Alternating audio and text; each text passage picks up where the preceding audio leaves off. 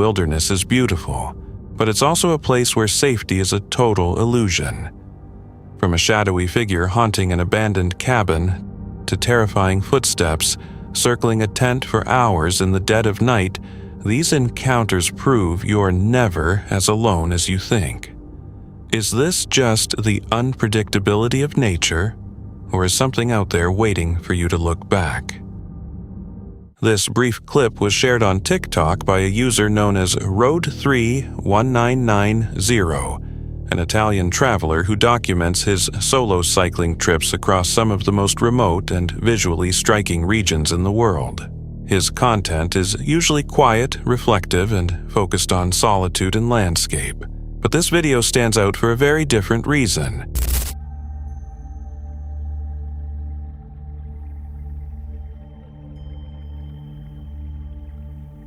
Very little context was included with the upload, yet the footage largely explains itself. What is known is that he was traveling alone, camping overnight in the middle of a vast desert surrounded by towering sand dunes. There were no nearby towns, no visible roads, and no signs of civilization anywhere in the area. At around 3 in the morning, he was suddenly awakened by noises coming from just outside his tent. Rather than calling out or stepping into the darkness, he chose what felt safest in that moment and began recording. Whatever was outside appeared to move slowly and deliberately, lingering just beyond the thin layer of fabric separating him from the night.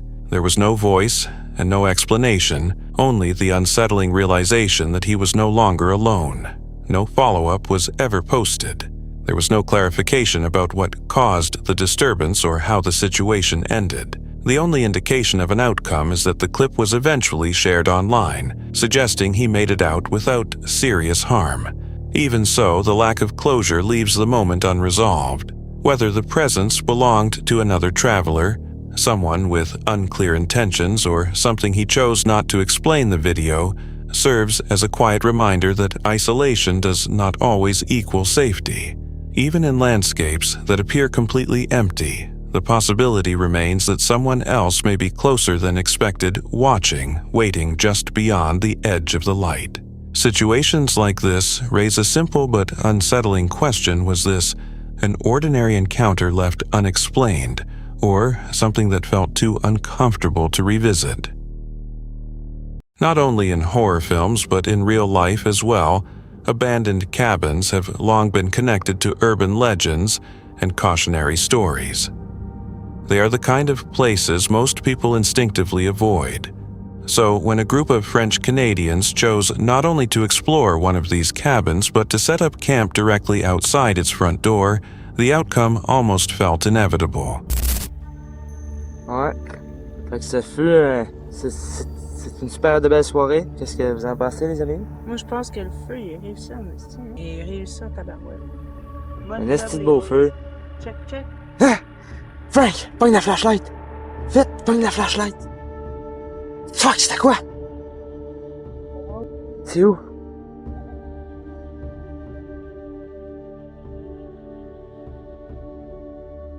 C'est parti là-bas. Il est chaud là! Il est chaud là! Oh shit! Il est où? Attention. Laisse aller, hein? Dans l'eau.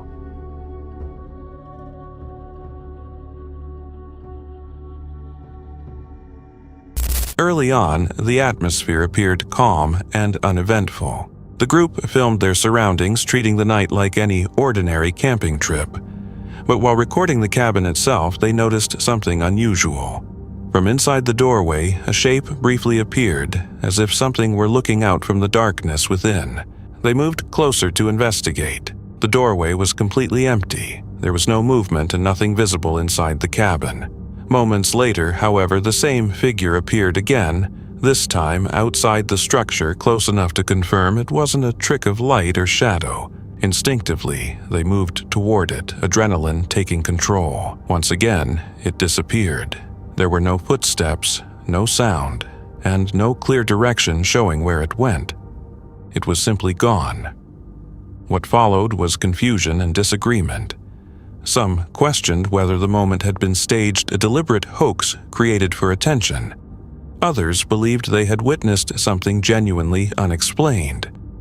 The footage itself never provides a clear conclusion, which may be what makes it so unsettling.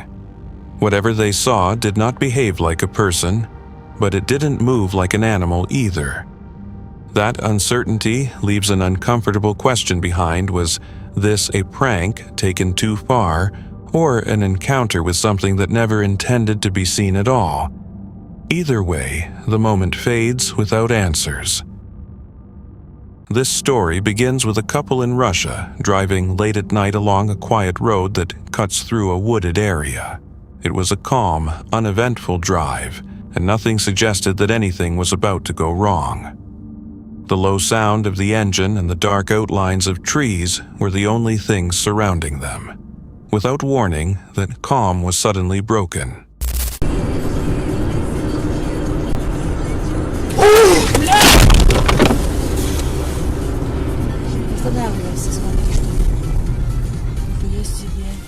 As they continued forward, a large tree abruptly collapsed directly in front of their vehicle, crashing down across the road and leaving them with almost no time to react. The fallen tree blocked their path, forcing the car to pass through the debris. No one was injured, and the vehicle avoided serious damage, but the driver was visibly shaken by how close the situation came to turning into a disaster. Even after the immediate shock passed, one question remained unanswered: what caused the tree to fall so suddenly? Whether it was simple coincidence, structural weakness, or something unseen, the moment served as a clear reminder of how unpredictable nature can be. In this case, there was no sign of malicious intent, only the sudden and very real danger of a massive tree falling without warning. Quick reflexes and a bit of luck ensured the couple escaped unharmed, avoiding what could have been a far more serious outcome. It is likely a moment they will remember the next time they consider driving through wooded roads late at night. Situations like this show how quickly everything can change in a single second. And as you'll see in the next clip, that same sense of sudden danger appears again, just as unexpectedly. On November 13th, 2018, deep inside the Great Smoky Mountains of North Carolina, my backyard, Birding posted this unsettling video, first recorded weeks earlier in late September 2018.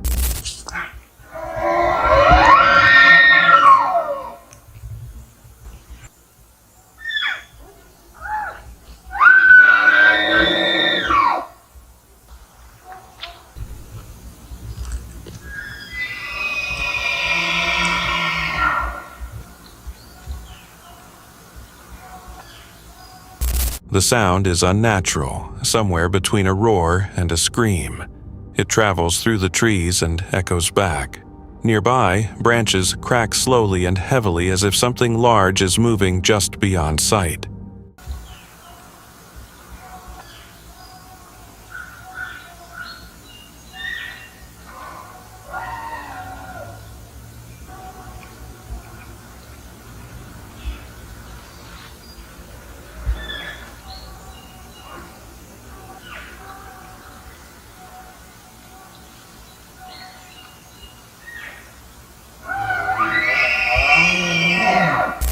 He stops walking and stands perfectly still. The noise comes again, closer this time. It feels deep and powerful, not rushed and not afraid. The forest suddenly feels much smaller.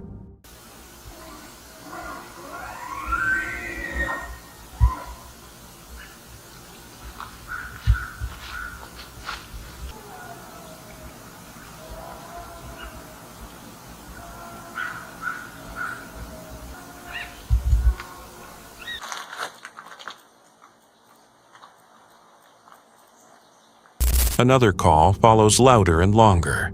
The sound feels deliberate, almost like a warning or a claim. He cannot see anything, but he knows he is not alone.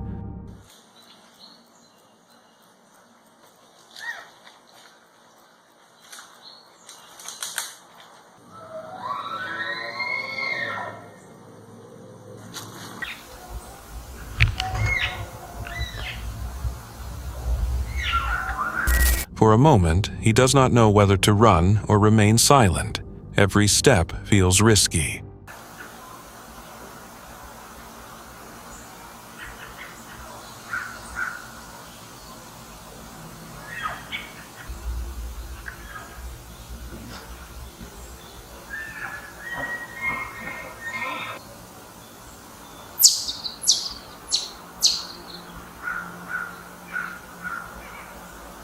Later, it is revealed that the sounds came from elk, massive animals, once missing from these mountains, now returned, rarely seen, often hidden, but unforgettable when heard this close.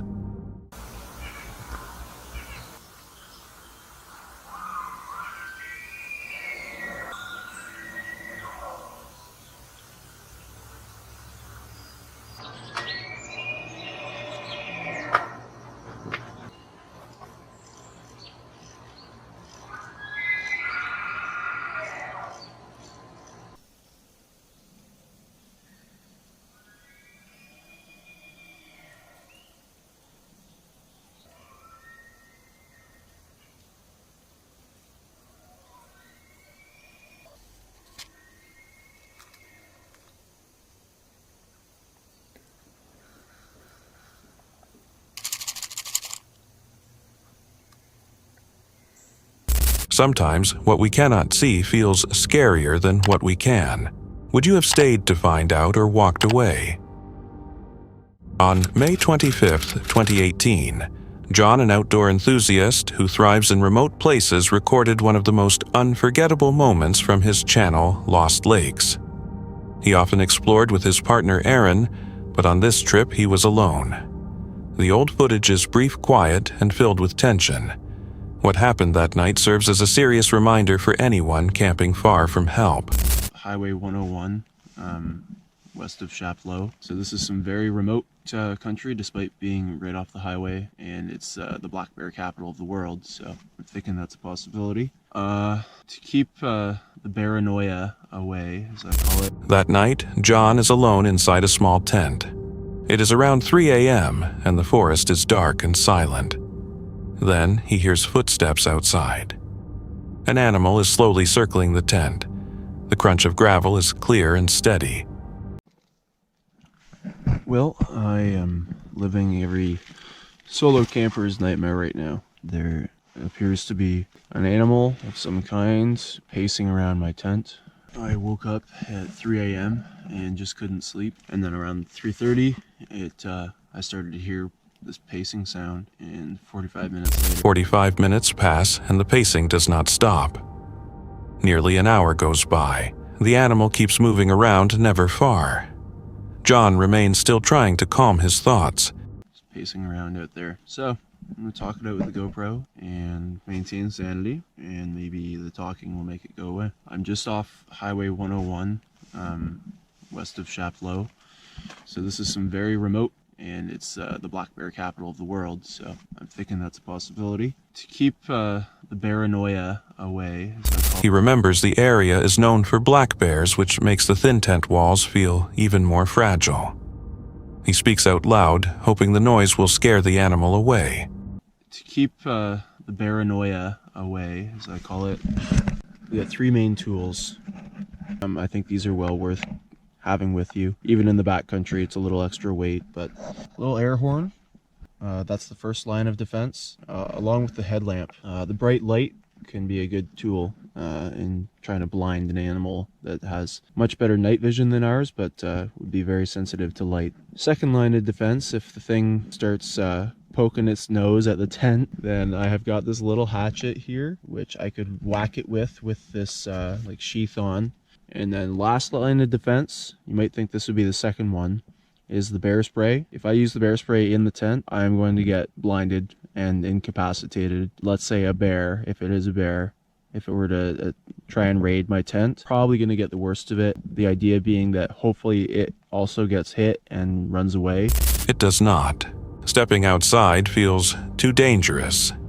Suddenly, something touches the tent. Even though it is only a slight movement, it is enough to send John into pure panic.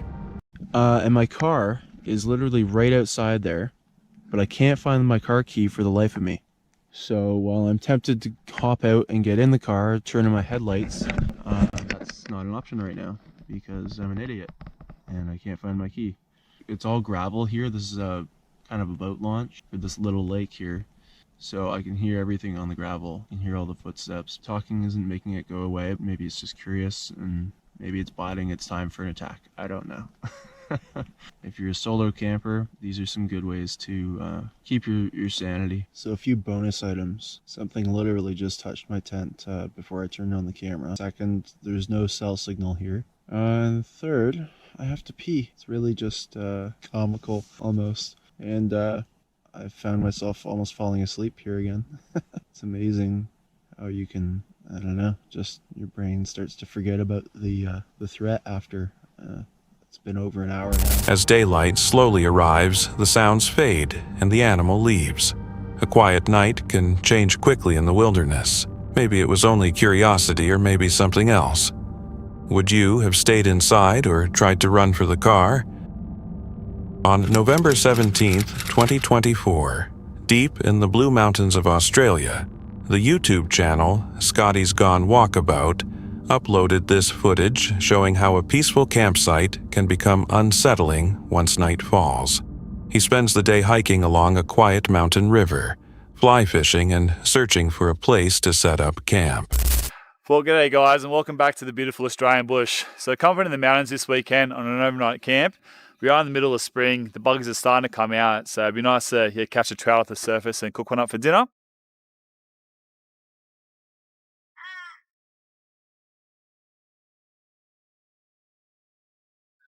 I have to walk downstream because the only access point is so not ideal. It means it's going to be pretty easy to spook the fish. As evening settles in, the forest grows silent. Off-grid meals, but I think it's still going to be pretty tasty, so let's get that on the fire. Alright, so for dinner we're going to have these off-grid provision meals, and I've got the Wagyu bolognese and the potato and salt bush. You're meant to sort of put this pouch in like a boiling water, like a jet boil, to heat it up, but I'm actually just going to empty the contents into these pans. I've done it before, and it's nice and easy way to do it. Oh, already that smells so good. That is delicious. Yum.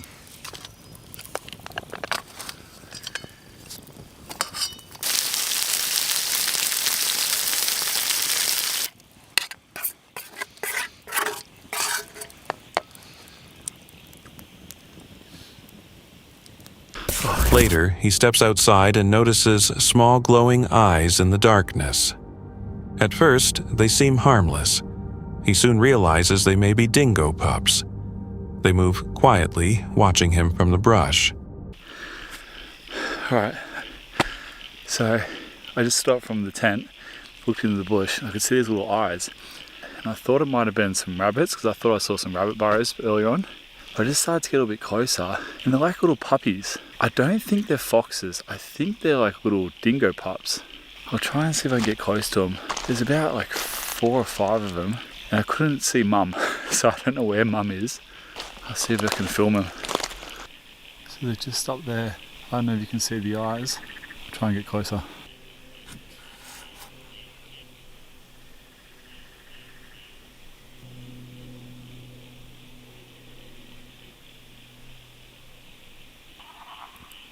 It doesn't look like a fox.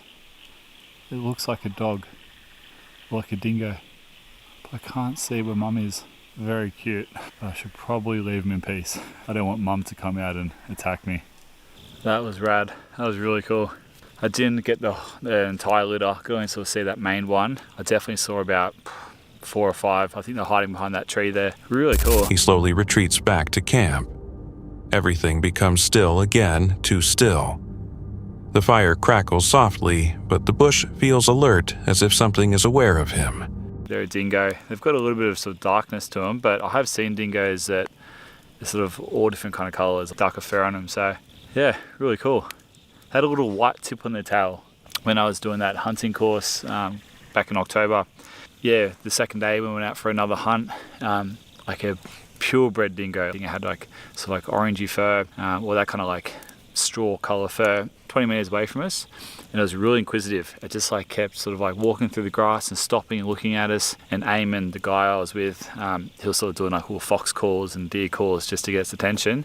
Yeah, really cool. Like I honestly love dingoes, eh? Like they're just such a cool animal. We don't really have too many animals like that in Australia. That's pretty much our apex predator. And yeah, really cool. It's just a shame that we got so much 1080 poison. Like even where I parked my car today at the end of the national park, there was signs for 1080 poison. It is just such a horrible death. So that's the main reason I don't bring Banjo out camping. So which is quite a shame, because I'd love to get my dog out here more often, and the last thing you want is for your dog to pick one of those up. So anyway, it's pretty cool. So yeah, I'll catch you guys in the morning. Then a sound breaks the quiet. It is long, low, and chilling. Not a bark, not quite a howl. It rises from the darkness and sends a jolt through him. The hair on his neck stands up. Oh, you guys hear that?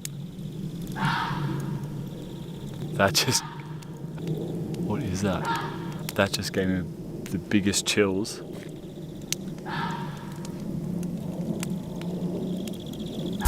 The sound comes again closer. He cannot identify it and has never heard a dog make a noise like that.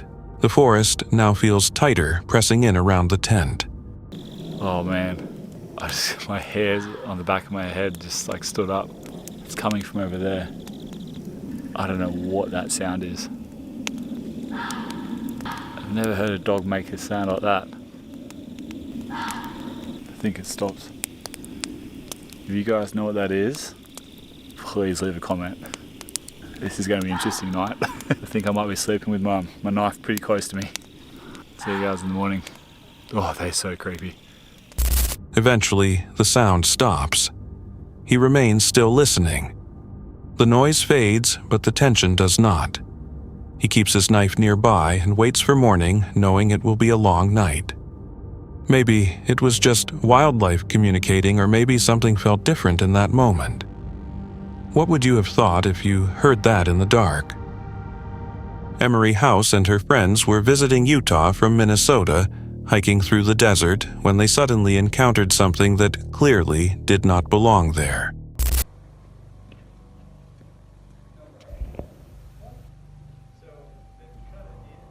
They've cut it in? Okay. Who does this kind of stuff? Yeah. It's interesting how it comes right, it's right at, Yeah. pointed right at the, That is just wild. Huh. we gotta see if there's any writing. Heck is that? Something that remains unexplained to this day. As they looked closer, it became obvious that the object had been deliberately placed. Someone had cut into the ground to install it, raising questions about who would do something like this in such a remote location. Standing before them was a cold, metallic pillar rising roughly 10 feet from the ground. It was smooth with no visible markings or writing of any kind, which only deepened the mystery. The strangest part was that absolutely no one knew how it got there, who placed it, or for what purpose. Authorities were never able to determine who installed the structure. The Utah monolith quickly triggered widespread conspiracy theories, largely because it appeared without warning in an isolated desert. Popular ideas included an alien or extraterrestrial origin, a secret military or government experiment, or even the possibility of a portal to another dimension. Despite all the speculation, these ideas remained theories, as no real explanation was ever confirmed. After the discovery spread online, large numbers of visitors rushed to the site. Just 10 days later, the monolith disappeared.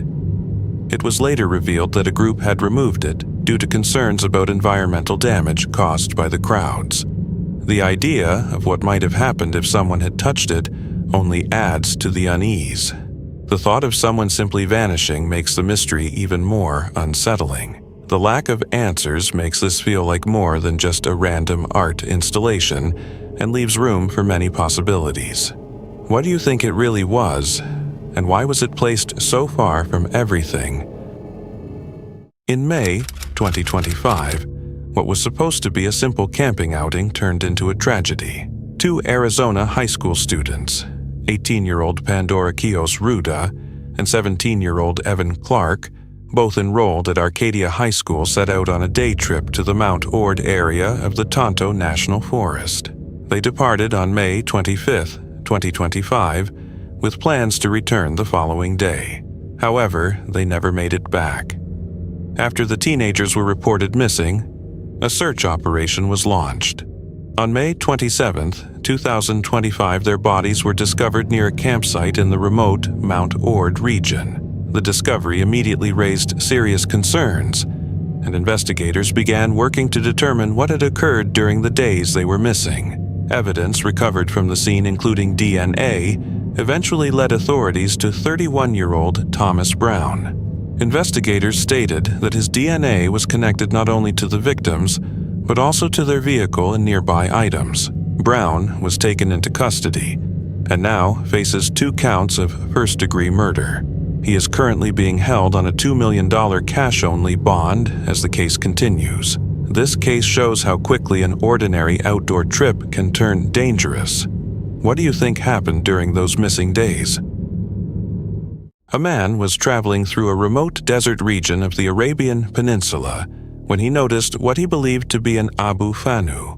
رابع ابو فانوس هذا ابو فانوس شفتوه اللي يشير هذا ابو فانوس واضح ابو فانوس شوفوا الحين يبدا يختفي شوفوا بدا يكبس شوفوا يختفي شفتوه شوف هذا موقع ابو فانوس الحال غير المواقع الاستراحات شوفوا اختفى شوفوا بدا يختفي شوفوا الحين يختفي عشان تعرفون ابو فانوس في واحد من الشباب شوف ولع الثاني شوف هذا الجن ابو فانوس سم برب الكعبه انه جن ابو فانوس حلفت لكم بالله شفتوه هذا ابو فانوس شوف قاعد يكبس طلعوا الشله شفتوهم ابو فانوس. In local belief, Abu Fanu is described as a mysterious light that appears at night, slowly drifting across the land.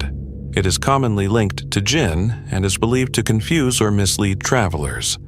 According to stories, the light can draw people away from their path and guide them toward danger such as hidden pits, rough ground, or total disorientation. Some even claim that chasing or following the light has caused people to become lost, exhausted, and unable to find their way back. Do you think this was really an Abu Fanu, or could there be another explanation? In 1960, a quiet stretch of the Arizona desert became the site of a chilling discovery. A school teacher walking near Sand Creek Wash, close to the town of Congress, Arizona, found the remains of a young girl. No one knew who she was. She had no name, no matching missing person report, and very few clues to investigate. With no identity to give her, authorities assigned a temporary name, Little Miss Nobody. For decades, her case remained one of Arizona's most heartbreaking mysteries. Despite years of work, investigators were unable to determine who she was or where she came from. More than 60 years later, advances in forensic science finally reopened the case. In 2022, investigators used modern DNA testing and genetic genealogy to identify the child. Her name was Sharon Lee Gallegos. Sharon was only 4 years old and she was from New Mexico. On July 21, 1960, Sharon was playing in her grandmother's backyard in Albuquerque when she was taken. Witnesses reported seeing her leave with a woman, possibly accompanied by a man, but no clear suspect was identified at the time. 10 days later, on July 31, 1960, Sharon's remains were discovered in the Arizona desert more than 500 miles from her home. The distance between where she disappeared and where she was found only made the case more disturbing. While the Sharon finally has her name back, justice has not yet followed. Her death is still under investigation, and no arrests have been made. After more than 6 decades, Little Miss Nobody was no longer nobody, but the search for answers continues. That's it for tonight. Which moment creeped you out the most? Drop it in the comments. Have your own story? Share it with us, and stay tuned. The next one is even darker.